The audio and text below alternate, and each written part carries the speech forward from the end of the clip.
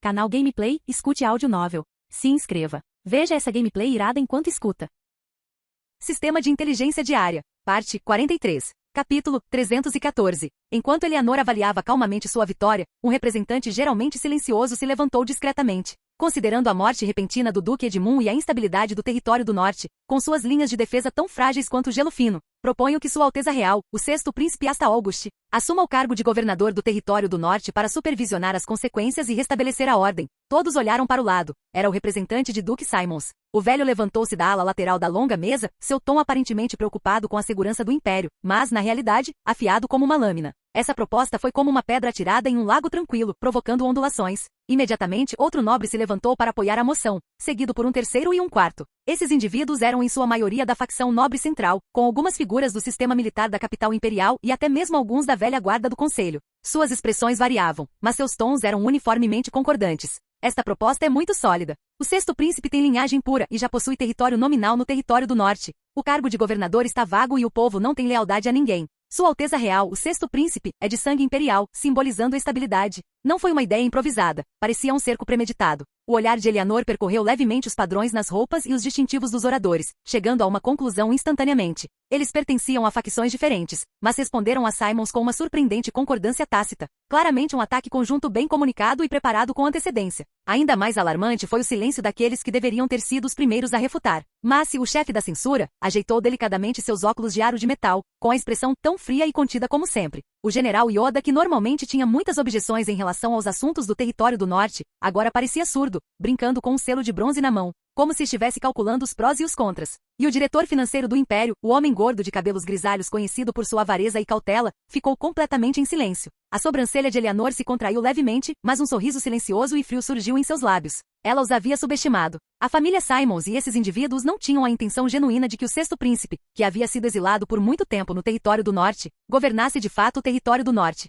Pelo contrário, esse golpe, como atingir uma cobra em seu ponto vital, teve como alvo preciso a família Calvin e Louis. Ter um príncipe como governador nominal, aparentemente honrado, mas na realidade vazio de poder, foi suficiente para, nominalmente, bloquear a legitimidade de Louis para governar o território do norte e seu caminho para a ascensão social. Dessa forma, mesmo que a maioria dos nobres do território do norte apoiasse Louis, ele não seria capaz de governar verdadeiramente o território do norte. Mais importante ainda, essa medida poderia atrapalhar a tentativa de Calvin de expandir seu poder pelo território do norte. E Eleanor sabia onde havia errado. Tudo tinha sido tão tranquilo, que ela se esqueceu de que aquilo estava debaixo do trono do dragão. Desde o início, tudo correu sem problemas. A nomeação de Louis para o título de nobreza não encontrou oposição. Os direitos aéreos do território do norte foram consolidados e não houve obstáculos quando ela mobilizou seus apoiadores. Eleanor chegou a pensar que a reunião terminaria de acordo com seu ritmo metódico. Mas agora ela percebeu. Outras famílias não estavam sem ideias para o território do norte. Elas já tinham se preparado, apenas esperando que esse momento de complacência da parte dela acontecesse. Droga! Ela praguejou baixinho em seu coração. A carta do Duque Calvino pareceu surgir diante de seus olhos. Os interesses do território do norte podem ser defendidos, mas não valem um preço muito alto em troca. De fato, ela havia economizado no custo da troca de juros, mas, consequentemente, ficou em desvantagem. Mas Eleanor não era o tipo de pessoa que ficaria presa num tabuleiro de xadrez e simplesmente desistiria. Ela atuou como enviada na capital imperial por mais de uma década, representando a família Calvin em negociações com diversas partes, preparando terreno para seu irmão e garantindo benefícios para sua família. Ela testemunhou a queda de inúmeros funcionários de alto escalão, a morte de ministros poderosos e como muitos nobres emergiram gloriosamente de debaixo do trono do dragão apenas para se retirarem silenciosamente. Esses anos de experiência levaram Eleanor imediatamente a uma solução para evitar o pior cenário possível. Ela não tinha a intenção de refutar diretamente a proposta de nomear o sexto príncipe governador. Isso seria uma grande tolice, como se a família Calvin estivesse ansiosa para criticar a família imperial, ávida por poder e lucro. Ela planejava abordar a questão sob a perspectiva do sentimento humano, da etiqueta e da tradição, uma perspectiva que todos pudessem aceitar. É claro que desta vez, Eleanor não havia preparado um porta-voz reserva, nem havia providenciado aliados nobres para ajudá-la em segredo. Então ela teve que dar o primeiro passo. Eleanor levantou-se lentamente, seus movimentos tão firmes como se estivesse preparado com antecedência, examinando os arredores, parando por um instante, e então baixando os olhos de maneira melancólica com a voz ligeiramente tensa. O Duque Edmund defendeu o território do norte por mais de 10 anos, até sua batalha final, e seus ossos ainda não esfriaram. Seu filho pequeno acaba de herdar o título e também deve herdar o cargo de governador do território do norte. já que o cargo de governador do território do norte tem sido historicamente ocupado pelos patriarcas Edmund. Não é que Sua Alteza Real, o sexto príncipe, seja inadequado, mas a capital imperial sequer conhece a atitude dos nobres do território do norte. Nomear às pressas um príncipe que está no território do norte há pouco mais de um ano com o título de governador é precipitado. Os antigos nobres do território do norte podem se sentir alienados e em tempos tão turbulentos, é necessária maior cautela. Assim que suas palavras foram proferidas, o salão dos ministros ficou em silêncio. Alguém pousou delicadamente uma xícara de chá com expressão solene. Alguém trocou olhares com o vizinho em voz baixa, mas ninguém apoiou prontamente a proposta de Simons novamente. Eleanor não disse que o sexto príncipe era incompetente, não mencionou a família Calvin e não disputou o poder. Mas com a frase aqueles antigos nobres do território do norte poderiam se alienar, ela transformou todo o território do norte em um campo minado que a facção imperial não poderia facilmente atingir. A parte mais brilhante foi que ela também usou a expressão ossos ainda não frios para ativar sutilmente o sentimento de tristeza compartilhada entre os nobres presentes. Se hoje, com base em uma única palavra da família imperial, a família de um duque falecido pode ser despojada de séculos de mérito, então amanhã, o território e a honra de qualquer família podem ser tomados. Assim, quer estivessem ligados aos interesses da família Calvin, a nobreza que havia recebido o patrocínio de Edmund, ou a outros representantes da nobreza preocupados com a dor compartilhada. Após ponderarem as opções, escolheram o silêncio ou acenaram com a cabeça em concordância. A maioria deles não estava necessariamente apoiando Eleanor em si, estavam apenas apoiando a autopreservação por trás de suas palavras. Assim que a situação se inverteu, o representante da família Simons, cujos olhos geralmente demonstravam um sorriso, agora parecia desagradado. Seu olho tremeu, e ele lançou um olhar discreto para o rolo de anotações sobre a mesa, aparentemente ponderando se deveria insistir no plano original. Mas antes que ele pudesse decidir, Eleanor desferiu lentamente seu golpe mais certeiro. Se Sua Alteza Real, o regente, pretende estabilizar o território do norte, por que não conceder ao sexto príncipe o título de enviado real para a reconstrução do território do norte, para que este assuma temporariamente alguns poderes administrativos, e depois decidir sobre o sucessor do governador quando a situação estiver mais clara? Ela disse isso com leveza, como se realmente sentisse compaixão pelo príncipe, sem qualquer indício de ofensa ou defesa. Mas este foi um exemplo clássico de uma lâmina escondida sob a etiqueta e o decoro. A atribuição do título aparentemente impressionante de enviado real para a reconstrução significava, na verdade, atribuir ao sexto príncipe uma posição honrosa, mas nenhum poder de governo efetivo. Manter temporariamente o cargo de governador vago, abrindo caminho para futuras disputas. Se no futuro fosse necessário eliminar a influência do sexto príncipe, isso não se tornaria um caso grave como a destituição de um governador. Essa jogada, um passo para trás, bloqueou 3 lances de xadrez e resolveu toda a situação em uma única etapa. Um lampejo de luz passou pelos olhos do representante da Simons. Ele naturalmente compreendeu que a atitude de Eleanor implicava. Não era que tivessem perdido, mas sim que Eleanor tinha corrigido a situação a tempo, deixando completamente uma brecha vulnerável para um ataque decisivo.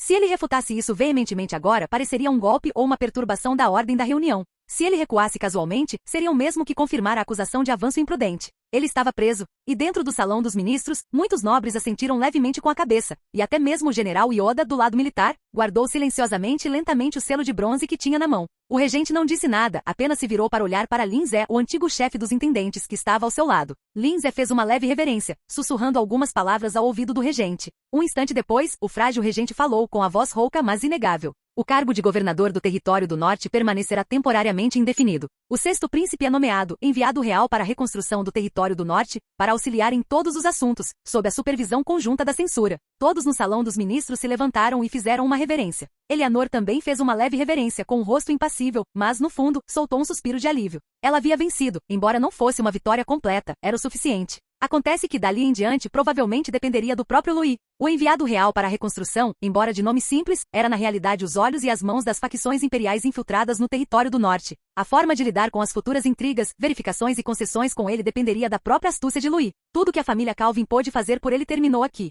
Para insistir nesse ponto, o custo seria muito alto, como disse seu irmão em sua carta. Não há necessidade de se esforçar tanto. Mas ela não estava preocupada. Louis, que ascendeu de pioneiro em um canto do sudeste do império ao de fato governante do território do norte em apenas 4 curtos anos, certamente possuiria uma perspicácia política excepcional. A reunião ainda não havia sido encerrada. As propostas subsequentes, embora numerosas, já não conseguiam suscitar a acirrada controvérsia observada anteriormente. A maioria dos tópicos abordados dizia respeito à reconstrução do território do norte. Isso incluía como reparar as instalações de defesa da cidade da Alabarda de Gelo, se as verbas para os celeiros do território do norte deveriam ser retomadas e se os pequenos e médios nobres que se destacaram na guerra deveriam ser recompensados. Essas questões, que poderiam ter exigido uma análise cuidadosa durante a vida do imperador, foram agora apressadamente ignoradas. Alguns nobres neutros propuseram financiamento detalhado para a reconstrução das linhas de defesa do território do norte, e alguns membros do conselho sugeriram aumentar a proporção de tropas estacionadas no território do norte, sob a alegação de que ainda existiam remanescentes dos bárbaros. Mas no fim foi simplesmente registrado e encaminhado com uma nota para ser analisado pelo Tesouro. Apenas as famílias autorizadas a apresentar petições por atos meritórios demonstraram um leve ar de presunção em seus rostos.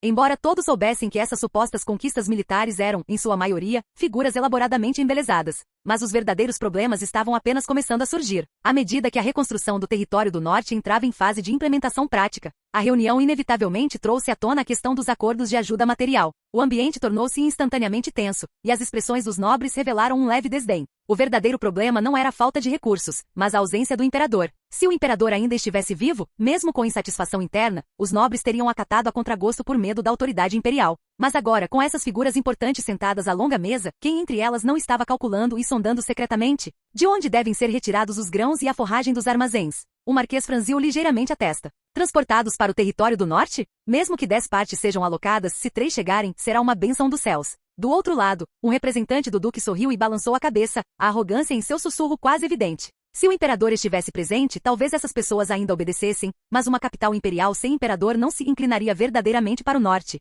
O slogan "Apoie o território do norte" ainda estava pendurado solenemente, mas a requisição real de recursos era muito menos orientada por ordens do que quando o imperador estava vivo. Afinal, o regente não era o verdadeiro governante, mesmo que agora estivesse sentado no trono imperial, dirigindo languidamente a vasta máquina do império. Ele não podia ditar as regras como o imperador anterior fizera, e havia uma possibilidade extremamente constrangedora. Diversas partes do império responderam ao chamado enviando grãos, forragem e equipamentos, mas esses recursos sofreram diversas deduções e exploração durante o transporte. Algumas eram autoridades locais que se aproveitavam do caos, outras eram a prática habitual das legiões de subsidiar suprimentos militares. Além disso, alguns simplesmente partiram conforme ordenado, mas voltaram no meio do caminho, fazendo com que as contas parecessem boas sem que eles movessem um único centímetro. Além disso, o território do norte ainda estava sem liderança naquele momento, e ninguém tinha autoridade para responsabilizar ninguém por essas perdas. Naturalmente, essas pessoas tornaram-se ainda mais imprudentes na retenção de recursos. Que percentagem dos suprimentos chegará efetivamente ao território do norte? Eleanor observava esses nobres discutindo maneiras de resgatar o norte com sorrisos nos lábios.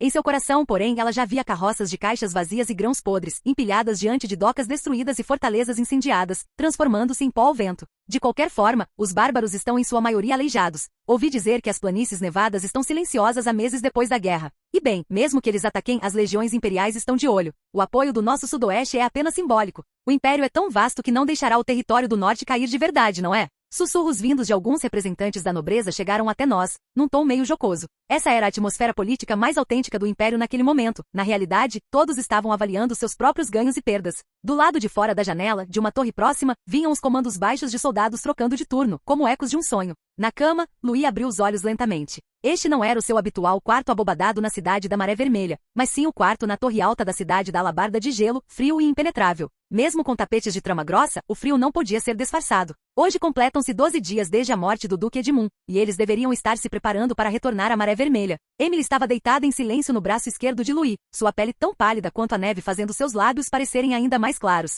A outrora orgulhosa e distante filha do governador era agora apenas uma jovem cansada e adormecida ao lado dele. Sua testa não estava mais franzida, sua respiração regular, como se ela tivesse se afastado temporariamente da intensa dor da perda do pai e da luta política. Louis a observou por um longo tempo, com a ponta dos dedos acariciando suavemente seus cabelos soltos. Ela já é forte o suficiente, murmurou ele em seu coração. Ela era filha do Duque Edmund, herdeira legítima do escudo do território do norte, e há muito se preparava para a partida de seu pai. Acontece que no silêncio da noite de vez em quando ela ainda apertava a mão dele com força, como se buscasse o último apoio possível em alguma beira prestes a desmoronar. Louis estendeu a mão delicadamente e afastou uma mecha de cabelo da testa dela. A testa de Emily se moveu levemente, mas ela não acordou. Estava cansada demais. Só então Louis ergueu lentamente a outra mão e a passou suavemente pelo ar. Uma tela de luz translúcida surgiu silenciosamente diante de seus olhos, desdobrando-se sem a menor cerimônia. A interface azul clara brilhava com uma luminosidade sutil. Alguns lampejos de azul escuro piscavam, trazendo consigo um leve zumbido. A interface familiar havia terminado de carregar. Atualização diária de inteligência completa?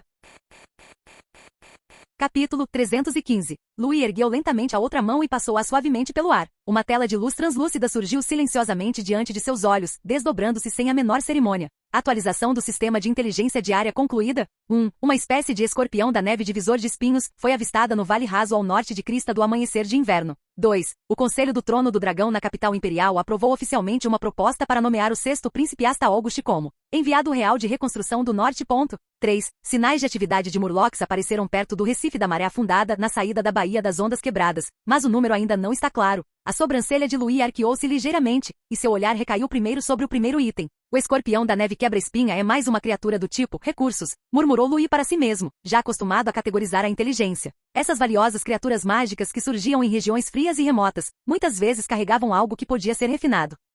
Segundo a descrição, a vesícula biliar do escorpião da neve era rica em um fluido glandular altamente tóxico, mas seu veneno não era puramente letal. Em vez disso, atuava como um fator catalisador que podia estimular o qi sanguíneo e combater as flutuações do qi. Após o cozimento ou refinamento, teve um efeito significativo no aprimoramento do cultivo da classe cavaleiro. Louis pegou o pequeno caderno ao lado da cama, fez uma anotação. Cume do amanhecer de inverno, escorpião da neve divisor de espinha vesícula biliar, catalisador de qi de batalha, caçada prioritária, e circulou em vermelho no final. Ao retornarem à cidade da Maré Vermelha, os cavaleiros caçadores de feras precisariam se mobilizar. Ao longo dos anos, com o apoio do sistema diário de inteligência, o território da Maré Vermelha acumulou secretamente uma quantidade impressionante de materiais para aprimoramento do qi de batalha. Carne de besta mágica, hidromel fortificado, incenso para meditação de combate, ervas estimulantes do sangue. Existia até mesmo o campo de provas das sombras, uma câmara de cultivo de qi de batalha de nível inseto. Recursos agrícolas que pessoas de fora consideravam preciosos e difíceis de obter haviam se tornado quase comuns por aqui. Louis chegou a brincar certa vez, sendo um cavaleiro em Maré Vermelha, a maior dor de cabeça é não ter espaço suficiente no estômago para os suprimentos desta semana. Se cavaleiros de outros territórios ouvissem tais palavras, provavelmente as achariam absurdas.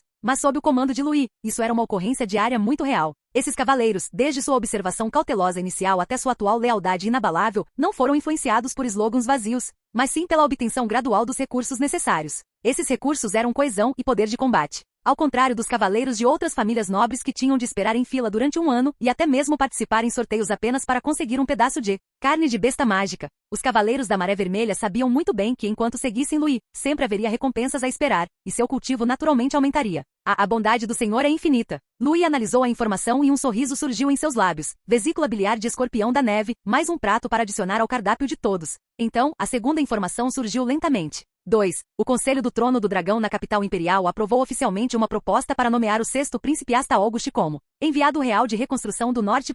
Louis não pareceu surpreso, apenas franzindo ligeiramente a testa, como se confirmasse um resultado que já havia previsto dias atrás. Finalmente chegou, murmurou ele baixinho. Não se tratava de uma tempestade repentina, mas sim do antigo caldeirão na capital imperial finalmente começando a ferver novamente. Com o imperador desaparecido por meio ano, o centro de poder do império estava em turbulência. Ele sabia há muito tempo que nem a família real nem outros nobres podiam ficar de braços cruzados enquanto a família Calvin controlava os dois vastos territórios do norte e da província sudeste. Mesmo que o norte estivesse devastado e com poucos recursos, ainda possuía um número considerável de minas e recursos de bestas mágicas de regiões frias. Louis deu uma risadinha autodepreciativa, com os olhos tão calmos quanto o gelo. Quanto ao sexto príncipe, Asta August, um peão esquecido, agora trazido para o tabuleiro de xadrez, recebeu o título de enviado da reconstrução claramente não para gestão, mas para controle e equilíbrio. Mas por outro lado, é melhor do que nomear diretamente o sexto príncipe como governador. Isso indicava que já havia ocorrido uma luta e um acordo dentro do Conselho do Trono do Dragão. A família Calvin havia temporariamente atenuado o ataque, e o título de enviado da reconstrução era essencialmente uma cortina de fumaça transitória.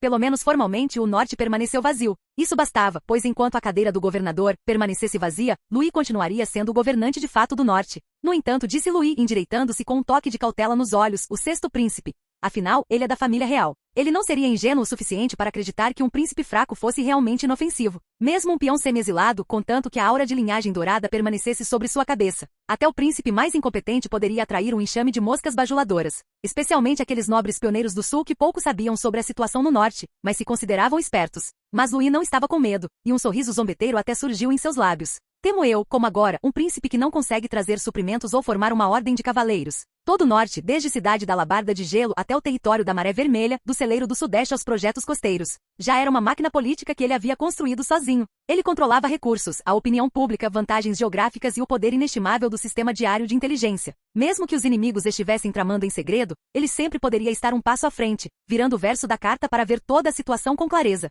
A inteligência não basta, só me resta esperar para ver. É claro que Louis não baixou a guarda, mas como não havia informações mais detalhadas, ele só podia esperar, então continuou lendo. 3. Sinais de atividade de Murlocs apareceram perto do Recife da Maré Afundada, na saída da Baía das Ondas Quebradas, mas o número ainda não está claro. O olhar de Louis desviou-se ligeiramente. Essa terceira informação era um alerta de perigo, mas para ele, mas notícias não são necessariamente coisas ruins. Se os Murlocs fossem descobertos apenas quando chegassem à costa e roessem os mastros dos navios graneleiros, isso não seria mais um aviso, mas um desastre. Louis abriu seu caderno e anotou este item na página de informações prioritárias marcada com uma linha vermelha. Ao sul da encosta da Videira Sombria, na margem oeste da Baía da Onda Quebrante, ficava um lodaçal desabitado chamado Praia de Areia Afundada. Ele vinha planejando repetidamente o uso dessa costa nos últimos 3 meses. Este local era cercado por colinas onduladas e formava uma baía natural em forma de arco no lado do mar, livre de tempestades durante todo o ano, tornando-se uma estrutura portuária natural e abençoada. Já no inverno passado, Louis havia descoberto discretamente que esta praia pertencia nominalmente a um antigo nobre da Marinha Imperial que há muito tempo se mudará para o sul. Essa pessoa não pisava no norte há décadas, e as escrituras de propriedade já estavam amareladas e mofadas, restando apenas uma reivindicação simbólica. Então, ele simplesmente mandou as pessoas fazerem um desvio para o sul, oferecendo pessoalmente 1000 moedas de ouro para adquirir esse futuro núcleo do porto. No dia em que a transação foi concluída, ele anotou algumas palavras em seu caderno: Praia de Areia Afundada, cidade portuária do amanhecer. Para outros nobres de menor importância, era apenas um lamaçal dilapidado. Para Louis, foi o primeiro ponto de estrangulamento do comércio fluvial para o território da Maré Vermelha emergir do norte e se conectar com a província do sudeste. Antigamente, todos os meses ele tinha que transportar por terra diversos recursos minerais refinados na Maré Vermelha até o porto sul da família Calvin para armazenamento e troca por outros recursos. Isso consumia muito tempo e dinheiro, e as equipes de transporte ficavam vulneráveis a ataques. Quando a neve do inverno bloqueava as estradas, o abastecimento ficava praticamente interrompido. Mas se o Porto da Aurora pudesse ser construído, o transporte aquático resolveria tudo isso de uma vez por todas. Navios de abastecimento poderiam navegar para o sul, chegando ao armazém da família Calvin no Porto Sudeste em pouco mais de uma semana.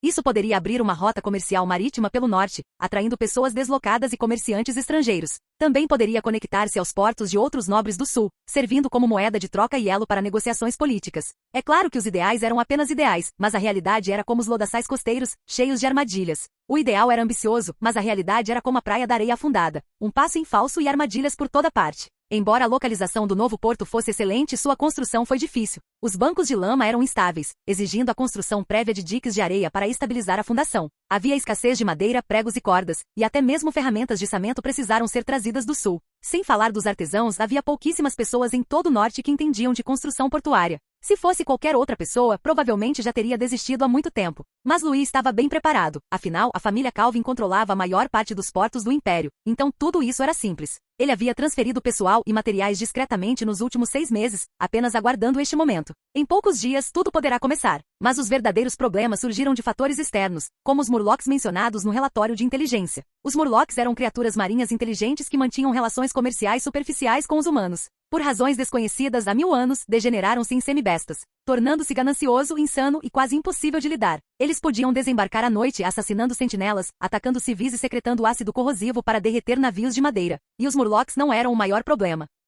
O maior problema era que o covil de Cavil Presa de Ferro, um dos 7 imperadores piratas, estava localizado na extremidade norte dessa área marítima. Este lendário rei louco de dentes de aço não era apenas cruel e tirânico, mas também comandava quase uma centena de pequenos navios saqueadores, pilhando inúmeras frotas mercantes costeiras todos os anos. Assim que a Baía da Onda Quebrante for aberta à navegação, o Porto da Maré Vermelha poderá se tornar seu principal alvo prioritário. No entanto, esses fatores objetivos não o impediram de construir o porto. Ele estava preparado para a batalha. Ele folheou até a primeira página do caderno, circulando a área de atividade dos Murlocs, esfera de influência de Cavil, e coordenadas do novo porto. Nesse instante, Emily abriu os olhos lentamente e viu Louis sentado ao lado da cama, com a cabeça baixa, organizando seus documentos. Acordada, a voz de Louis era suave, e ele olhou para ela. Hoje vamos voltar para a Maré Vermelha. Emily assentiu levemente com a cabeça, mas um lampejo de relutância brilhou em seus olhos. Louis sorriu levemente, estendendo a mão para segurar a dela. Lady Helena e o pequeno Isaac também voltarão conosco. Não vamos embora. Estamos apenas nos mudando para um lugar diferente para continuar morando. No futuro teremos a oportunidade de voltar. Eu sei.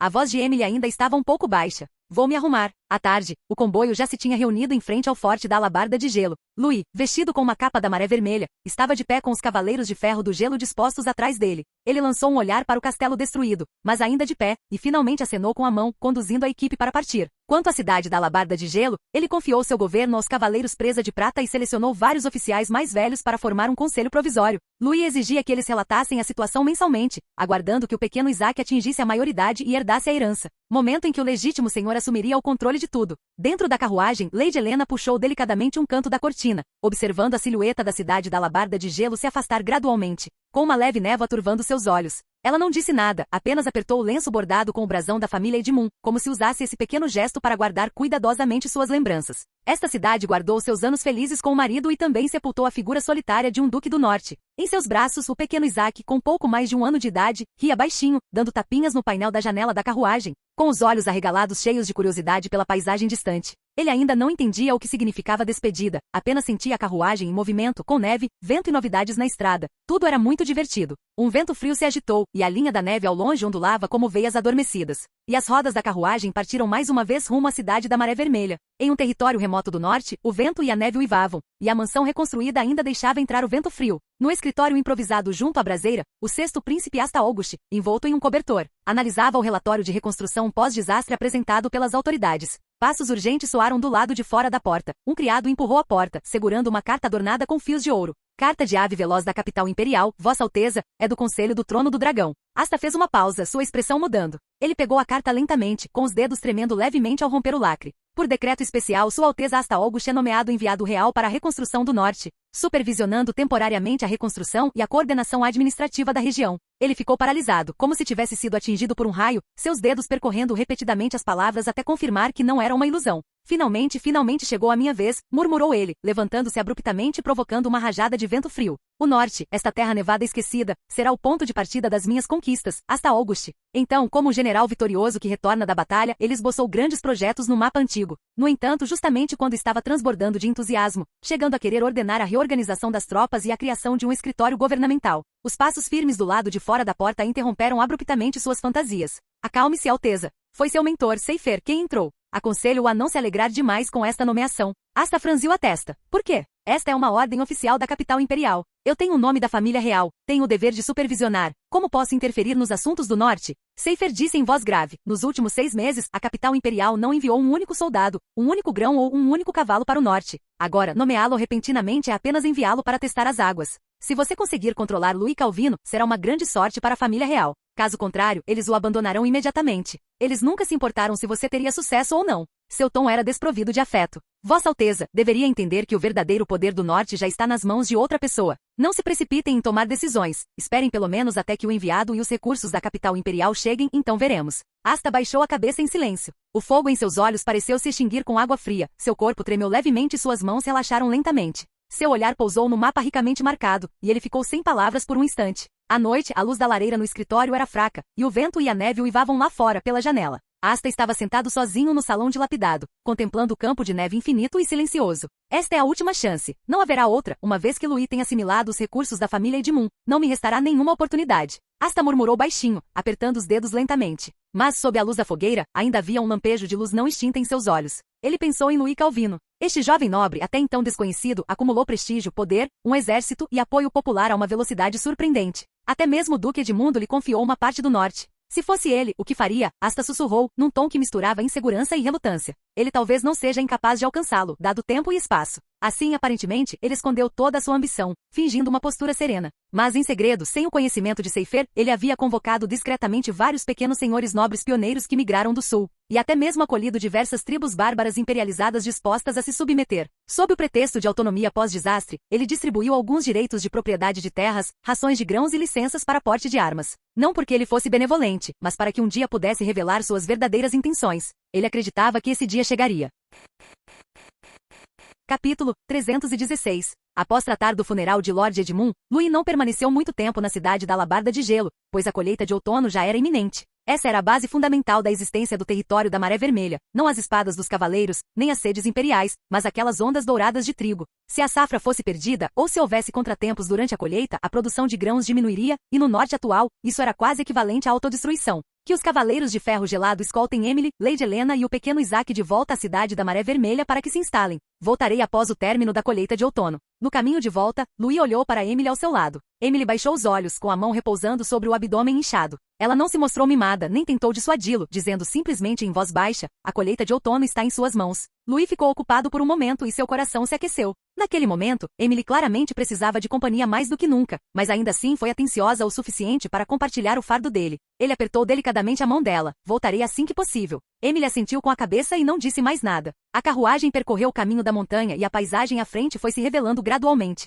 Todo o vale estava coberto por um denso trigo dourado, com as espigas pendendo para baixo, como ondas douradas, subindo e descendo ao sabor do vento e da luz do sol. Além disso, centenas de estufas semi-transparentes foram dispostas cuidadosamente, refletindo um brilho branco prateado sob o sol de outono. Isto é mesmo o norte? Lady Helena contemplou a cena à sua frente, com os olhos cheios de incredulidade. Ela estava acostumada à fome e à desolação do norte, mas nunca esperou ver uma cena tão abundante no solo árido e congelado. Ao mesmo tempo, Ferran, o comandante dos Cavaleiros de Ferro do Gelo, esporeou seu cavalo para a frente, com uma expressão de curiosidade evidente. Ele não hesitou em dizer nada, mas afirmou diretamente: Lord Louis, posso ficar? Quero ver com meus próprios olhos como seu território da Maré Vermelha produz quantidades tão impressionantes de grãos nesta terra congelada. Louis sorriu levemente sem recusar. Claro, afinal, só vendo com seus próprios olhos você se sentirá à vontade.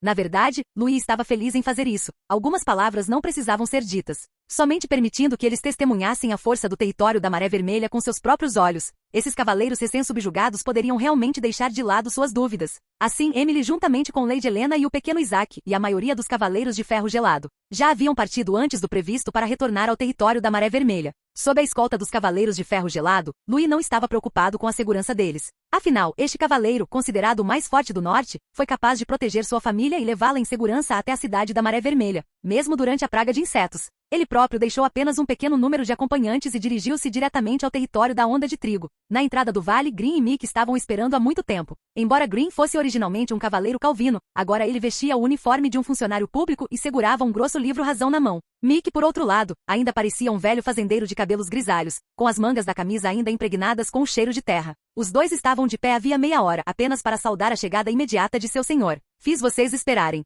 Louis desmontou, seu olhar demorando-se em Green e Mick por um instante. Um cuidava da administração, o outro da produção. Eles administraram o território da Onda de Trigo de forma organizada, não apenas com colheitas abundantes e uma opinião pública estável, mas também com armazenamento e transporte perfeitamente integrados. Sob a gestão dos dois, o atual território da Onda de Trigo deixou de ser apenas um território afiliado e se tornou a pedra angular mais importante da Maré Vermelha, além da cidade da Maré Vermelha. Louis estava genuinamente satisfeito com os dois em seu coração. Ao ver Louis desmontar, Green imediatamente deu um passo à frente e disse respeitosamente: Lord Louis Green, em nome de todos os cidadãos do território da Onda de Trigo, dá as boas-vindas ao nosso Lorde de volta. Mick também juntou as mãos em concha, com um sorriso sincero e evidente no rosto. Todos estavam ansiosos pela sua chegada. As pessoas souberam que você viria para inspecionar o local e estão se esforçando muito para lhe mostrar tudo. Como está a colheita deste ano? Louis não se envolveu em muita conversa fiada, mas perguntou diretamente. Green então abriu o livro razão que havia preparado anteriormente e relatou: Senhor, a colheita de outono deste ano está projetada para render um total de 1.970 mil toneladas,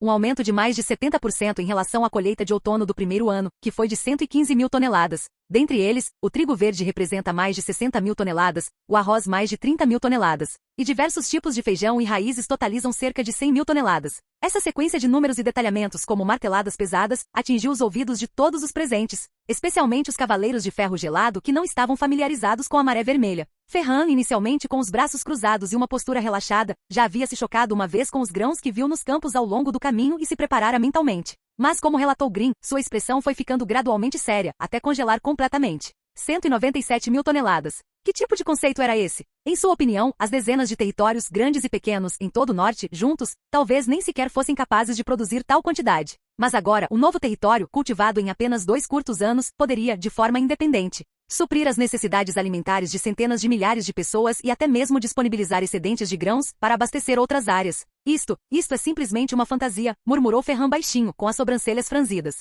Ele admitiu não ser um funcionário público com conhecimentos em contabilidade, mas, tendo lutado como cavaleiro a vida toda, sabia muito bem o que o grão representava. Significava força militar, significava sobrevivência. Ele chegou a suspeitar que Louis tivesse exagerado esse número para ele. Ferran virou a cabeça, encarando Green diretamente. Tem certeza de que esses números estão corretos? Eles não estão inflados? A expressão de Green permaneceu inalterada. Em vez disso, ele endireitou as costas e disse palavra por palavra: embora a colheita não esteja oficialmente completa, está quase no ponto certo. Estou disposto a apostar minha vida nisso. Nesse momento, Ferran percebeu uma espécie de confiança nos olhos do jovem supervisor. Mick, entretanto, deu uma risadinha ao lado dele, erguendo a mão calejada. Senhor, se o senhor não acredita em mim, venha comigo até os galpões. Aqui os vegetais podem crescer mesmo no inverno, a água de irrigação é constante e o solo é tão fértil quanto na primavera. Ferran ficou em silêncio por um longo tempo. Inicialmente, ele pensara que estava mentalmente preparado para a abundante colheita da Maré Vermelha. Mas esses números, essas pessoas, essas expressões de orgulho diante dele, o fizeram perceber. Talvez ele tivesse subestimado a situação. Isto Isto é um valor astronômico, disse Ferran finalmente, murmurando para si mesmo. Green, Mick e Louis demonstraram involuntariamente um leve orgulho. A voz de Green era firme e ele elogiou. Tudo isso se deve à visão e à liderança de Lorde. Louis, no entanto, balançou a cabeça com uma expressão calma. Não, este é o resultado do esforço coletivo de todos. Eu apenas ofereci algumas pequenas sugestões. Vocês são os que realmente fizeram isso acontecer. Mick deu uma risadinha suave, sua mão calejada acariciando delicadamente a manga. Aquele orgulho singelo não precisava de palavras. O grupo caminhou lado a lado pelos campos, preparando-se para uma inspeção inicial antes de se instalarem formalmente. Era o primeiro dia da colheita. Ao soar a corneta, agricultores de várias aldeias gritaram em uníssono, dezenas de milhares de pessoas brandindo suas foices simultaneamente, e as ondas douradas de trigo ondulavam como uma maré. Foices de cabo longo e foices manuais modernas voavam para cima e para baixo entre os sulcos do campo, sua eficiência superando em muito a das foices antigas. O som seco das hastes de trigo cortadas preenchia o ar. O olhar de Ferran estava firmemente atraído por tudo à sua frente. Ele pertencia aos Cavaleiros de Ferro Gelado, tendo percorrido o norte por muitos anos, mas jamais havia presenciado tal cena.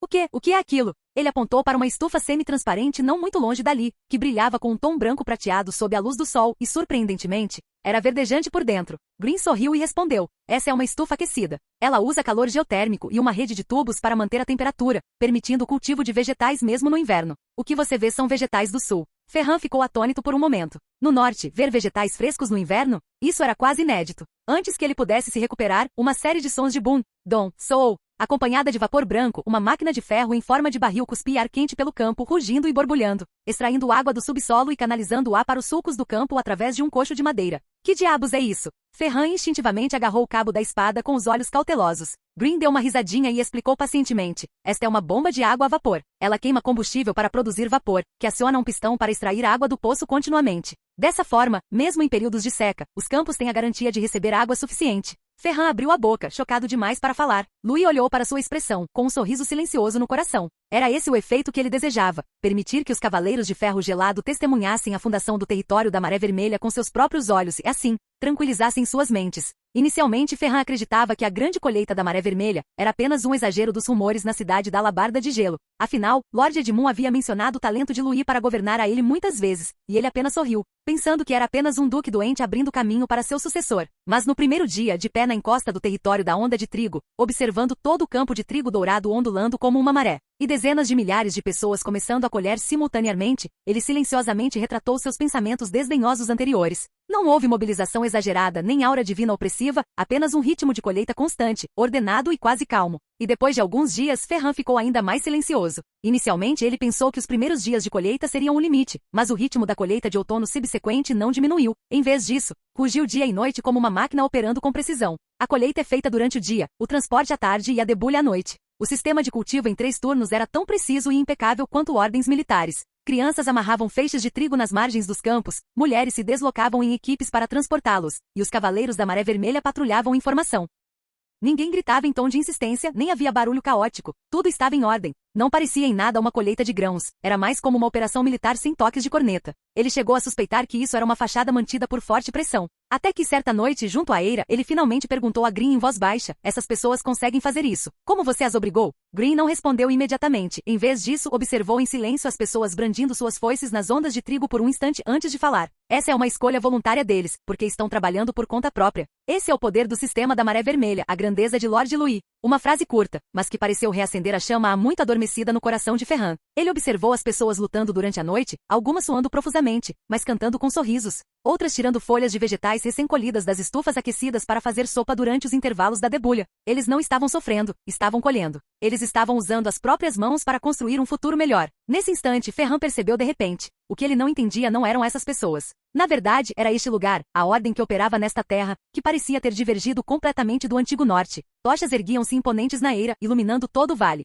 A cada golpe, o som do grão se separando das espigas ecoava como tambores de guerra. A luz da fogueira brilhava em seus rostos, refletindo suor e uma satisfação tácita. Ferran ficou parado na beira da eira em silêncio por um longo tempo. Ele jamais imaginara que um dia usaria a palavra magnífico para descrever uma cena de debulha. Nesse momento, um artesão operava um novo tipo de debulhador de rolos. Embora sua estrutura metálica não fosse complexa, seu desempenho durante os testes foi surpreendente. Com apenas 2 operadores em uma única operação, era possível debulhar completamente uma carroça inteira de feixes de trigo, com os grãos caindo em sacos de pano como mercúrio derramado no chão. Vocês mesmos fizeram isso? Ele não pôde deixar de perguntar em voz baixa. É um modelo modificado de terceira geração desenvolvido pela Maré Vermelha Workshop, respondeu Green. Originalmente Mick modificou um antigo moinho de água, e Hamilton propôs uma solução com eixo invertido para usar aqui, o que economiza muito esforço. Ferran assentiu levemente com a cabeça. Ele não estava muito surpreso, porque nestes últimos dias, muitas coisas o surpreenderam. Estufas aquecidas que permitissem o cultivo de vegetais em invernos rigorosos, bombas de água a vapor que pudessem bombear água automaticamente,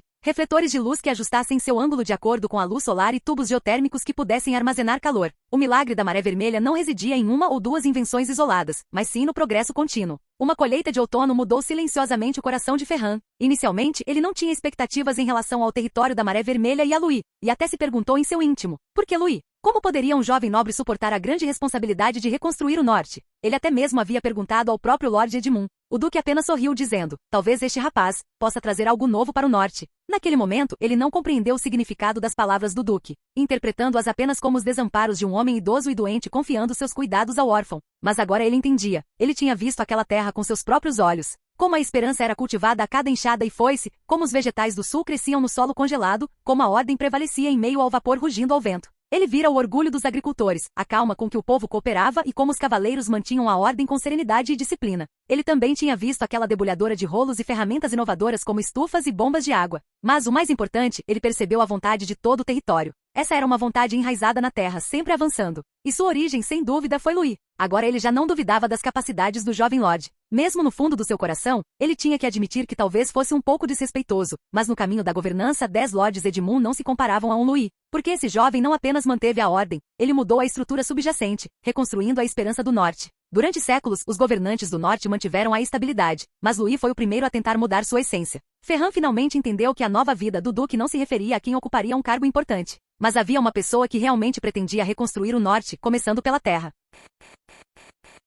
Canal Gameplay. Escute áudio novel. Capítulo 317. Sob o sol quente de outono, as rodas das carroças tilintavam ao longo da Avenida do Celeiro. Toda a rota de transporte de grãos estava congestionada com comboios totalmente carregados, cascos de cavalos e gritos que subiam e desciam, mas sem caos. Um ponto de registro temporário foi montado na frente da procissão, onde dezenas de escribas escreviam furiosamente, catalogando sacos de grãos em livros razão e anexando etiquetas de tecido numeradas. Cada número correspondia a uma aldeia, um terreno, um tipo de trabalho. Green estava em frente ao celeiro, dando instruções e coordenando em voz alta. A seção norte do 4º celeiro está cheia, desviem para o 5º celeiro. Grupo 3, usem a rampa oeste e certifiquem-se de que escrevam os números com clareza. Ele verificou pessoalmente se as etiquetas de tecido estavam bem presas, se a escrita estava clara, se a categoria estava correta e até confirmou com os próprios olhos que panos impermeabilizantes haviam sido colocados em cada entrada do celeiro antes de partir. Nesse instante, uma voz clara veio da encosta. Green fez uma pausa, depois virou-se imediatamente e desceu da plataforma, apressando-se para encontrar Lord Louis. Lord Louis, ele fez uma reverência, com um raro sinal de alívio no rosto. A colheita de outono está progredindo sem problemas. 4 décimos já foram armazenados e esperamos concluir mais de 7 décimos da tarefa de armazenamento hoje. Lord Louis desmontou, observando o caminho movimentado, porém organizado, do celeiro. Você se saiu muito bem. Por aqui, Lord Louis, disse Green, abrindo o caminho imediatamente e guiando-o pelo corredor do portão do celeiro, enquanto lhe fornecia um breve relatório. Os 3 celeiros recém-construídos já estão em uso. O 4º e o 5º possuem estruturas com temperatura ajustável e combinados com um sistema de secagem por ar forçado e sacos de grãos selados. Podem armazenar grãos básicos por pelo menos 2 safras, com uma taxa de deterioração controlada abaixo de 2 décimos. O sistema de ar forçado recebe manutenção dia e noite de artesãos da oficina, que garantem 2 inspeções diárias. Eles caminharam pelo corredor interno do 2º andar, onde montanhas de sacos de grãos empilhados se estendiam até onde a vista alcançava. A luz do sol entrava pelas janelas de ventilação superiores, e partículas de poeira flutuavam nos raios de luz, como se todo o armazém estivesse impregnado com o aroma da colheita. Assim que o armazenamento estiver concluído, faremos a contagem coletiva e anunciaremos publicamente os números, disse Green, lançando um olhar para Lord Louis. Os números deste ano serão suficientes para chocar toda a Irlanda do Norte. Lord Louis assentiu levemente, seu olhar percorrendo os atarefados carregadores, registradores e cavaleiros que patrulhavam o interior do celeiro. Ele sorriu. Então, aguardo ansiosamente os resultados finais desta colheita de outono. Seu tom era descontraído, mas ao mesmo tempo soava como uma afirmação para todo o território da onda de trigo. Então o tom de Lord Louis mudou. Os preparativos para a celebração estão todos em ordem? A expressão de Green se tornou séria, e ele respondeu imediatamente, informando ao Lord Louis: todos os suprimentos estão no lugar. O vinho para a festa da colheita desta noite foi transportado da cidade principal para a onda de trigo. 800 garrafas de vinho de uvas de montanha especialmente selecionadas e 300 garrafas de vinho tinto de trigo. As carnes incluem carne bovina e de cordeiro curadas, presunto defumado e peixe salgado seco, totalizando mais de 270 kg. Foram preparadas 96 panelas separadas para sopa quente, com mais de 200 chefes encarregados do preparo, trabalhando em turnos para preparar os ingredientes. garantindo que o banquete nunca fique sem comida. Além disso, as medalhas, as listas de participantes e os comunicados públicos já foram impressos e serão entregues com antecedência nos pontos de montagem do local do evento. Vocês se saíram muito bem, interrompeu Lord Louis, com um leve sorriso. Todos vocês trabalharam incrivelmente duro este ano. Amanhã à noite vamos comemorar como se deve. A expressão de Green se fechou e ele inclinou a cabeça em resposta, como você ordenou. Na noite seguinte, o espaço aberto, antes tomado pela vegetação no centro do vale, já estava compactado e nivelado, e todo o solo brilhava com um tom dourado pálido, como flocos de trigo secos ao sol. O palco principal ficava no centro, uma plataforma erguida temporariamente, com a bandeira dourada ostentando o emblema do sol em forma de espiga de trigo, simbolizando o território da onda de trigo, tremulando ao vento em seus 4 altos postes de canto.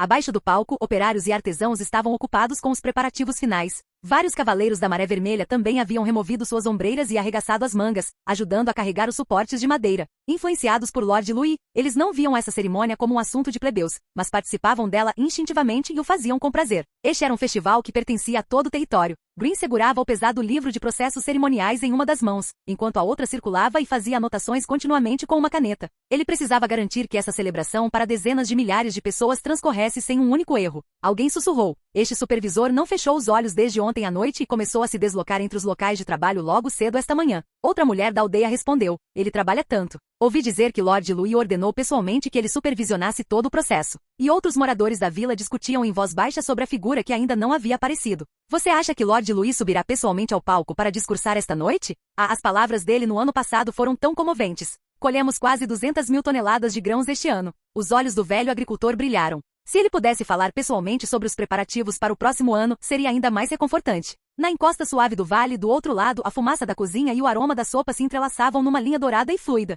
Panelas de carne estufada, panelas de sopa de cordeiro salgado, panelas de ensopado de cogumelos. Grandes panelas de ferro, cada uma com 2 metros de diâmetro, eram transportadas uniformemente para a área da sopa quente, construída com barracões de madeira. Placas e etiquetas de tecido penduradas nos telhados dos galpões dividiam claramente áreas como panela de vegetais de trigo verde, sopa quente para idosos e, exclusivo do cavaleiro. Ao lado das panelas, sopas saborosas borbulhavam, seu aroma tentador fazendo as pessoas engolirem involuntariamente. As crianças corriam de um lado para o outro carregando lenha, algumas movendo carvão, outras fazendo recados para entregar mensagens, tagarelando como um ninho de hamsters desorganizado, mas logo retornando aos seus lugares sob a bronca das mulheres da aldeia. As donas de casa arregaçaram as mangas, mexendo habilmente o fundo das panelas, polvilhando cuidadosamente sal, molho e ervas em pó para temperar, enquanto a superfície da sopa desenvolvia gradualmente um brilho espesso, dourado e oleoso. Abrindo caminho em meio à multidão, uma figura ligeiramente curvada espremeu-se entre os barracões de sopa. Era Mick dando instruções enquanto caminhava, resmungando para si mesmo. Lembre-se, a primeira leva de sopa deve ir para as famílias de idosos e as crianças, disse ele a uma menina perto de uma panela de ensopado.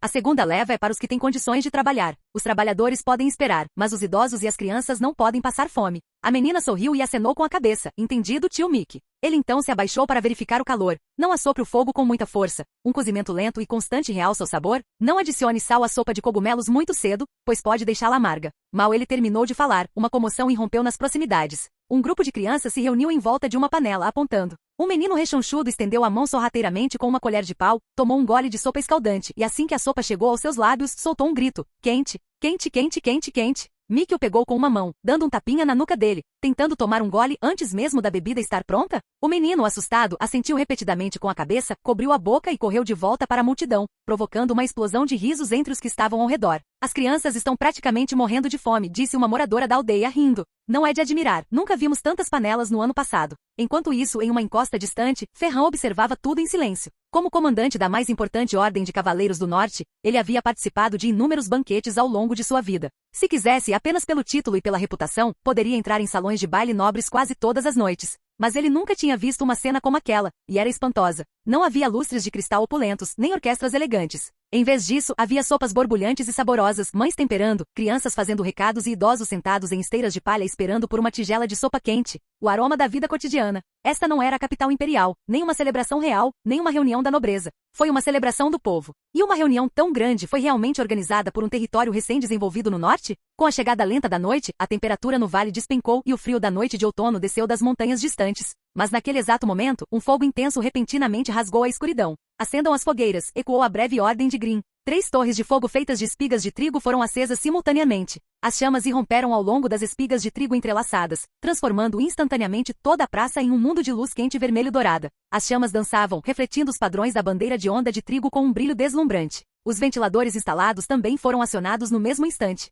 exalando rajadas de ar quente, branco e nebuloso que dissipavam completamente o frio. Num instante, um brilho quente, semelhante ao do amanhecer, envolveu os arredores, e o vale pareceu se transformar num templo da colheita. Imediatamente depois, os tambores começaram a rufar. Dom, dom, dom. Dezenas de tocadores de tambor da Maré Vermelha golpeavam simultaneamente seus martelos, o ritmo acelerando e ecoando pelo vale. Isso sinalizou o início oficial do banquete, e a multidão começou a se movimentar. Os mais velhos caminhavam devagar, as crianças davam pulinhos para frente e as donas de casa seguravam as mãos de seus filhos. Rapazes e moças sentavam-se em grupos de 2 ou 3 mais ao fundo, e suas risadas, expectativas e gritos se misturavam em um único coro em meio às batidas dos tambores. Os velhos agricultores que tinham viajado de aldeias distantes, envoltos em cobertores e vestidos com simplicidade, tinham olhos que brilhavam. Primeiras 10 comunidades rurais, preparem-se para entrar, ordenou Green, e a cerimônia começou oficialmente. Conforme o ritmo do tambor mudava, representantes de 10 comunidades rurais formaram fila para entrar e receber suas homenagens. Cada pessoa erguia um bastão de madeira adornado com uma espiga de trigo esculpida, envolto em um chale representativo costurado pelas trabalhadoras de sua aldeia, com base verde de trigo ou borda vermelha, rústico, porém transmitindo uma solenidade simples. Esta honra não é só minha, disse um homem, perto dos 50 anos, com voz trêmula, mas alta. Foi o que nossa comunidade rural construiu, uma enxada de cada vez, uma gota de suor de cada vez. Uma explosão de aplausos e risos irrompeu, e os vivas dos aldeões aumentaram e diminuíram. 13 vilas. 13 vilas. Nossa Vila 4 também não é nada mal. No ano que vem o primeiro lugar será nossa, Vila 21. No palco, os aldeões estavam tão nervosos que não conseguiam falar, mas abaixo do palco, o ambiente era tão animado quanto uma enchente descontrolada nas montanhas. Em meio a esse alvoroço, atrás da plataforma elevada, uma capa vermelha e preta familiar apareceu lentamente. Cavaleiros estavam de pé à sua esquerda e à sua direita, suas longas sombras projetadas pelas chamas. É Lord Louis. De repente, um grito se espalhou e a multidão silenciou. Então veio um rugido como um tsunami de montanha, abafando todo o ritmo e o som do fogo. Lord Louis. Louis. Nosso Senhor Louis chegou. Mas, depois de Lord Louis subir a plataforma elevada, ele simplesmente ergueu a mão, pressionando levemente com a palma da mão. O rufar dos tambores cessou lentamente, o vale ficou em silêncio, restando apenas o som das chamas dançando.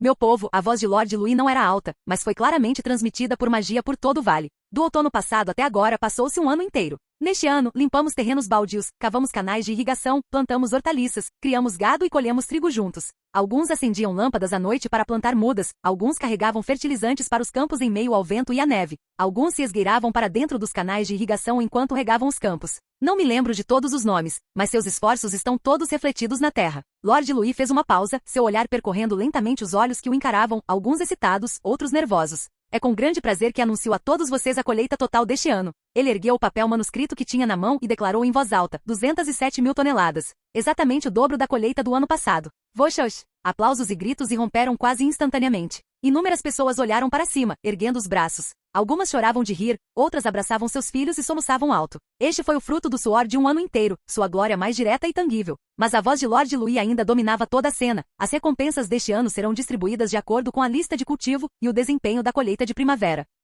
Comunidades rurais de destaque receberão fornecimento de ferramentas, reduções de impostos e famílias exemplares terão prioridade na promoção a cargos de gestão. O rei da agricultura receberá terras privadas de alta qualidade, e os filhos de trabalhadores exemplares receberão isenções de educação e de serviço militar obrigatório. Ele olhou para a multidão, e suas palavras finais foram as mais fervorosas. Cada um de vocês, cada gota de suor, a Maré Vermelha não esquecerá. E todo o norte não esquecerá. Por meio segundo, todo o vale ficou em silêncio, para depois explodir num rugido ainda mais fervoroso e extremo. Lord Louis. Viva Louis! Maré vermelha, maré vermelha, maré vermelha. Todos os rostos iluminados pela luz da fogueira, fossem risos ou lágrimas, olhavam para a pessoa que estava em pé na plataforma elevada. Não porque Lord Louis fosse tão poderoso, mas porque sabiam que ele sempre pairaria sobre o território como o sol. Após os aplausos, a noite caiu por completo, mas a luz das torres de incêndio brilhou ainda mais forte. Na área dos refeitórios comunitários no lado sul da praça, já se havia formado uma longa fila sinuosa. Cada panela grande fervia com um caldo quente de sabor diferente. Sopa de carne com trigo verde, sopa de cordeiro salgado com cogumelos, ensopado de legumes com leite.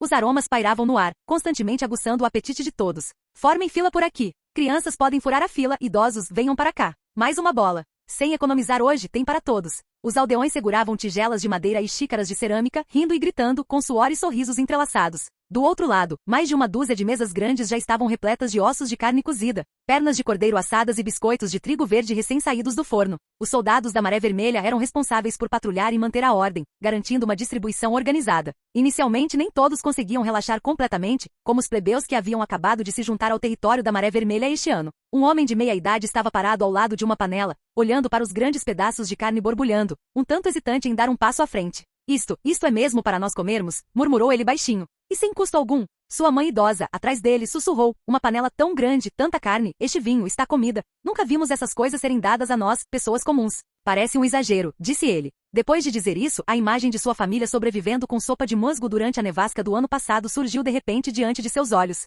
Se não fosse por Lord Louis, onde estaríamos este ano? Então, lembrando-se das palavras do chefe da aldeia, ele balançou a cabeça abruptamente, descartando aquele pensamento extravagante. Podemos nos dar ao luxo de comer isso. Isso não é dado de graça, é o que conquistamos com cada foice e cada pá. Dito isso, ele inclinou a cabeça para trás e bebeu a sopa de carne, quente e saborosa, que quase lhe trouxe lágrimas aos olhos. Na plataforma elevada, representantes das 10 principais comunidades rurais realizavam uma cerimônia de brinde singular. Eles seguravam taças de vinho, enfileiradas uma a uma, e se curvavam para presentear Lord Louis com oferendas tecidas pelas mulheres da aldeia. Coroas de espigas de trigo douradas, chales com bordas vermelhas e faixas tecidas. Embora de design simples, cada item transbordava sinceridade. Isto foi feito pela nossa aldeia, não é luxuoso, mas esperamos que aceitem. Estamos satisfeitos, e nossos filhos também estão satisfeitos. Lord Louis aceitou cada presente sem recusar, pois todos vinham do coração dos aldeões. Em seguida, ele bebeu uma xícara de vinho de trigo verde com cada representante, virando-a de uma só vez. Outra ovação estrondosa irrompeu debaixo do palco. Nesse instante, várias crianças pularam animadas para o palco principal, ternas porém destemidas, e começaram a apresentar uma pequena peça que elas mesmas dirigiram,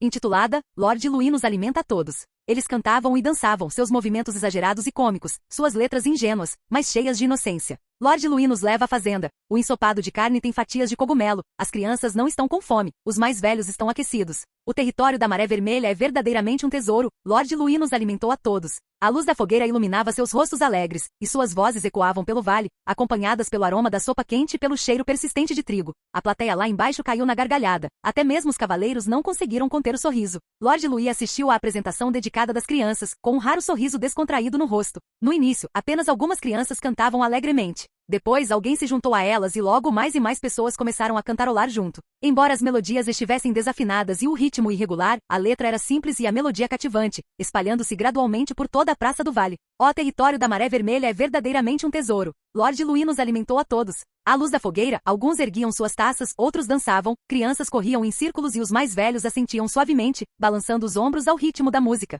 Até os cavaleiros da Maré Vermelha foram contagiados, batendo palmas no ritmo. Não se tratava de um baile da nobreza, nem de uma cerimônia de bênção religiosa. Esta foi uma verdadeira festa do povo, uma celebração da terra, um carnaval do trabalho árduo. Capítulo 318. Na manhã seguinte ao festival, uma tênue fumaça ainda subia das fogueiras remanescentes nos vales do território da onda de trigo. Após a colheita de outono, houve alguns dias de folga, e a maioria das pessoas ainda dormia. De vez em quando, alguns funcionários da limpeza passavam pela praça, recolhendo decorações espalhadas e movendo os materiais usados nas festividades, restaurando silenciosamente a praça ao seu estado original. Green, porém, já estava de pé junto à estrada que levava ao caminho da montanha, com a postura ereta, aguardando a chegada do senhor. Lord Louis cavalgava em seu cavalo de guerra, com a espada pendurada na cintura e a capa ondulando suavemente na brisa. Ele lançou um olhar para o vale. Embora se sentisse um pouco relutante em deixar aquele cenário de colheita abundante, ele precisava partir hoje, porque ele havia prometido a Emily que retornaria mais cedo à cidade principal da Maré Vermelha. Afinal, ela estava grávida há muito tempo e seu pai havia falecido recentemente, então ela precisava ainda mais de alguém ao seu lado naquele momento. Uma vez resolvida a tarefa mais importante, a colheita de outono, outros assuntos menos relevantes no território puderam ser deixados de lado, e ele pôde se concentrar em acompanhar Emily. Em segundo lugar, de acordo com o sistema diário de inteligência, um enviado da capital imperial estava prestes a chegar à cidade principal da Maré Vermelha para transmitir o conteúdo do Conselho do Trono do Dragão e a promoção de seu título de nobreza. Portanto, ele teve que retornar para garantir que demonstrasse o nível apropriado de importância para o Império, mesmo já conhecendo o conteúdo geral da mensagem do enviado através do sistema de inteligência. É claro que antes de partir, Lord Louis ainda precisava dar pessoalmente instruções sobre algumas tarefas finais após a colheita de outono. Ele confiava em Green, mas para um território importante como Onda de Trigo, alguns lembretes extras eram sempre melhores do que erros que surgissem mais tarde. Então ele chamou Green para perto de si. Dentro de 3 dias, você deve concluir a distribuição de recompensas para as 10 principais vilas e cidades da lista de cultivo. Os planos de alocação de terras privadas devem ser entregues a cada chefe de aldeia. Ferramentas e gado devem ser distribuídos de acordo com a lista, sem omissões. Os certificados de isenção e de cidadania para crianças também devem ser devidamente registrados. E painéis informativos públicos devem ser instalados nos centros das vilas e cidades para garantir a transparência nas recompensas e punições. O mérito não pode ser adiado. Todos devem saber que me lembro de cada gota de suor dos trabalhadores. Green assentiu com a cabeça, a ponta de sua caneta brilhando levemente em seu livro Razão. Lord Louis pensou por um momento e continuou. Os preparativos para o inverno também devem começar. Organize uma equipe de reparo de canais para inspecionar os canais de irrigação, lagoas de fertilizantes ósseos e tubulações geotérmicas para a aração da primavera e para remover o lodo. Além disso, o desgaste de ferramentas e animais deve ser contabilizado com precisão, e os planos de abastecimento para o inverno devem ser elaborados com antecedência. Todo o processo de colheita de outono deve ser documentado e transcrito em 3 cópias do documento de colheita de outono da onda de trigo. Uma cópia será enviada ao Departamento de Agricultura da cidade principal da Maré Vermelha. Uma será arquivada no território da onda de trigo e uma será destinada à posterior divulgação institucionalizada, para replicar o modelo de onda de trigo em outros territórios. Green anotava silenciosamente cada instrução, admirando secretamente a meticulosidade do senhor. Lord Louis fez uma pausa, seu olhar pousando nas pessoas deslocadas ao longe, que estavam terminando seu trabalho. É preciso identificar e realocar as pessoas deslocadas que se juntaram à causa após a colheita de outono. A prioridade é manter os moradores das aldeias onde trabalhavam durante a colheita em seus locais de origem. Os que permanecerem poderão, gradualmente, desenvolver a segunda leva de terras áridas. Além disso, elabore uma lista de pessoal para a turma de treinamento agrícola de inverno e selecione filhos de agricultores que estejam dispostos a se requalificar como artesãos ou técnicos. Green respirou fundo, anotando cada item. Essas foram as chaves para manter o território da onda de trigo funcionando mesmo sem a presença do senhor. Lord Louis deu um tapinha no ombro dele. Green, esses são os meus requisitos. O resto depende de você. Confio a você o território da onda de trigo. Green imediatamente fez uma reverência e respondeu. Seu subordinado entende. Não falharei com a sua confiança. Enquanto isso, Ferran permanecia sentado em seu cavalo na encosta do vale, segurando as rédeas, observando silenciosamente Green registrar e verificar cada item como se fosse uma lista. Embora nunca tivesse sido um funcionário público, tendo estado ao lado do Duque Edmundo durante muitos anos, ele, por meio da observação, passou a compreender a lógica das operações administrativas. Ele observou Lord Louis dar cada instrução uma por uma. Grãos, recompensas, palhas, suprimentos, aulas de treinamento. Cada elo era claro e interligado. Na verdade, o bom funcionamento deste caso não se deveu ao acaso, mas sim ao planejamento e à execução de Lord Louis. Este jovem lord era firme e modesto. Suas atribuições e instruções eram perfeitas. Ele era verdadeiramente um bom lord. Vamos voltar para a cidade principal da Maré Vermelha. Enquanto ele estava perdido em pensamentos, a voz de Lord Louis veio de perto dele. Ferran virou ligeiramente a cabeça e viu Lord Louis já a cavalo, com a capa esvoaçando suavemente na brisa da manhã. Ele respondeu em voz baixa, reuniu seus pensamentos, montou em seu cavalo e seguiu Lord Louis. A viagem até a cidade principal da Maré Vermelha ainda levaria alguns dias, mas Ferran sentia uma leve pontada de entusiasmo no coração. Dizia-se que a cidade era ainda mais magnífica e espetacular, uma maravilha do norte. Após testemunhar a maravilha da onda de trigo, uma pontinha de expectativa pela maravilha da Maré Vermelha não pôde deixar de surgir em seu coração. Quando o som dos cascos ecoou pela curva da montanha, um rugido e um clangor repentinos vieram à frente. O som nítido de martelos quebrando pedras, o rangido de carrinhos de mão e o ruído grave dos folhos de vapor se entrelaçavam, um tanto caóticos, mas cheios de vida. Uma equipe de construção de estradas com centenas de pessoas estava trabalhando na entrada do vale. Os artesãos brandiam martelos, quebrando pedras pedaço por pedaço e tapando buracos. Os trabalhadores empurravam carrinhos de mão, transportando pedras e areia de um lado para o outro, com o suor escorrendo pelas costas. O vapor rugia nos folhos, a caixa de ar expelindo ar quente, derretendo o material adesivo viscoso e despejando nas fendas das rochas,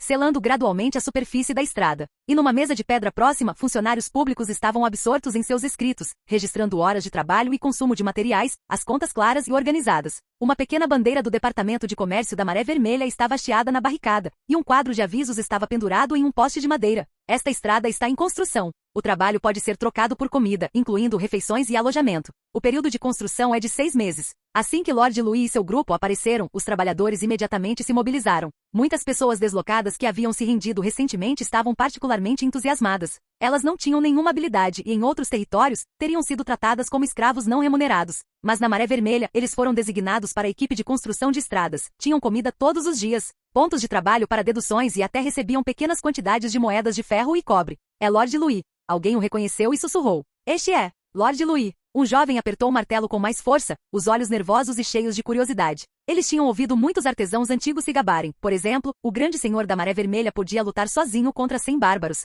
Isso despertou a curiosidade dele sobre como ele realmente era. Seria ele realmente tão majestoso e poderoso, com 3 cabeças e 6 braços, como diziam as lendas? Mas quando o viram com os próprios olhos, descobriram que o homem estava simplesmente cavalgando tranquilamente em seu cavalo. Sua aparência era refinada, sua figura alta e esbelta, sua expressão severa e firme. Não havia nenhuma aura milagrosa de lenda, nem qualquer presença imponente e inacessível. Acontece que quando Lord Louis passou por ali, acenou levemente com a cabeça para eles e sorriu. Naquele momento foi como se o raro sol de inverno tivesse brilhado através das densas nuvens, banhando seus corações com um calor reconfortante. Todos sentiram que Lord Louis estava sorrindo para eles. Assim, os deslocados que esperavam o espetáculo não ficaram desapontados. Em vez disso, nessa normalidade inesperada, surgiu um sentimento mais profundo de emoção e pertencimento. Ao observar a estrada inacabada, Lord Louis não trocou muitas gentilezas, perguntando apenas: como está o andamento desta estrada? Um capataz respondeu prontamente: Lord Louis, em mais 15 dias, o caminho da montanha estará completamente pavimentado. Então, as caravanas vindas de Maré Vermelha poderão ir diretamente para a entrada do Vale de Onda de Trigo.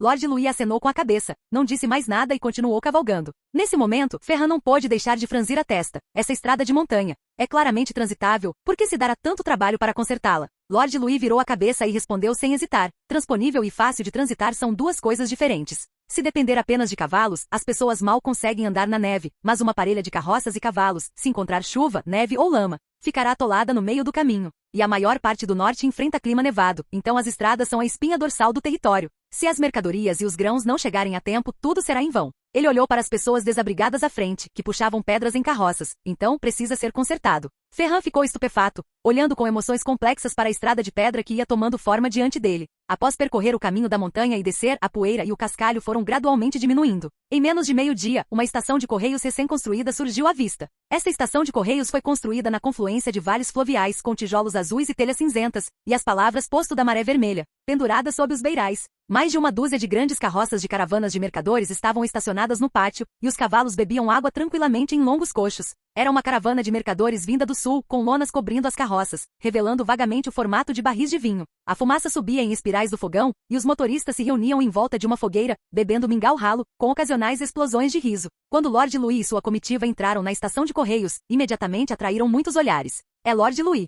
Alguém sussurrou, mas não houve alarde, apenas olhares respeitosos observando de longe. O comerciante de meia-idade que liderava a comitiva, ao ver Lord Louis, avançou corajosamente para saudá-lo. Lord, já nos encontramos antes. Desta vez viemos do sul, e vão para a cidade principal da Maré Vermelha para vender vinho tinto. Após algumas gentilezas, o comerciante não pôde deixar de exclamar: nunca viajei para o norte com tanta tranquilidade. No antigo norte, era comum os pneus ficarem atolados na neve, mas agora está tudo liso. As estradas na Maré Vermelha são ainda mais lisas do que as do sul. Várias pessoas próximas também concordaram. Sim, a Maré Vermelha consegue vender mercadorias, e todo mundo tem dinheiro para comprar coisas. Ouvi dizer que cada vez menos pessoas estão indo para a cidade da Alabarda de Gelo. Algumas observações comerciais banais, mas que fizeram o coração de Ferran apertar ligeiramente. Cidade da Alabarda de Gelo, a cidade que ele havia guardado por toda a sua vida, outrora o coração do norte, era agora descartada com tanta leviandade como estando em declínio. Ele se virou para observar o fluxo contínuo de pessoas na estação de correios, os cidadãos comuns da Maré Vermelha, os deslocados internos e os comerciantes que entravam e saíam.